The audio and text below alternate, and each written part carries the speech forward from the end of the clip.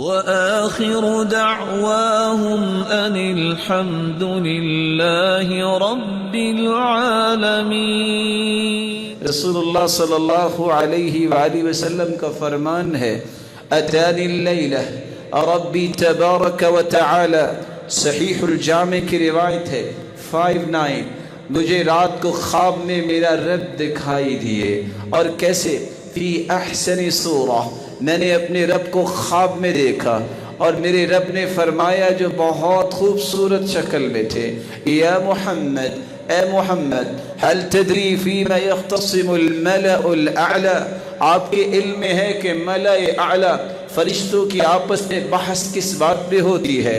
قلت لا، مجھے نہیں علم۔ فوضع يده بين كتفي، اللہ ذوالجلال نے اپنا مبارک ہاتھ میرے دونوں کندھوں کے درمیان رکھا، حتى وجدت بردها بين ثديي، میں نے اپنے پورے سینے میں اس ہاتھ مبارک کی ٹھنڈک کو محسوس کیا۔ فعلمت ما في السماوات وما في الارض، اللہ نے جو مجھے سکھانا تھا وہ سکھا دیا اور مجھے وہ علم ہو گیا۔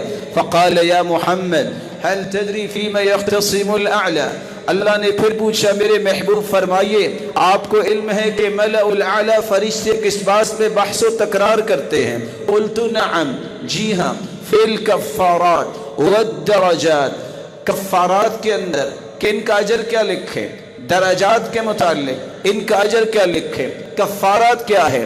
المکث فی المساجد، المکث فی المساجد بعد الصلوات والمشي على الأقدام إلى الجماعات وإسباغ الوضوء في المكاره، تین چیزیں، نماز پڑھ کے مسجد میں بیٹھے رہنا، اور پیدل چل کے مسجد میں جانا، اور سخت سردی میں بھی وضو کرنا۔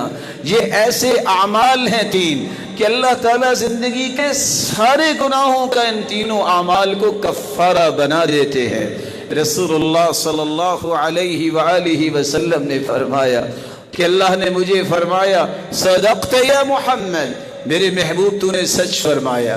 ومن فعل ذلك عاش بخیر ومات بخیر وكان من خطیئته كيوم ولدته امه، جس نے یہ تینوں کام کر لیے، سردی میں بھی وضو مکمل کیا، پیدل چل کے مسجد گیا، نماز پڑھ کے بیٹھ کے ذکر کرتا رہا، جب تک زندہ رہے گا خیر پہ رہے گا، موت بھی آئے گی خیر پہ آئے گی، گناہوں سے اس طرح پاکیزہ ہو جائے گا اس طرح آج ہی اس کی ماں نے اسے جنا ہے، کوئی گناہ باقی نہیں بچا۔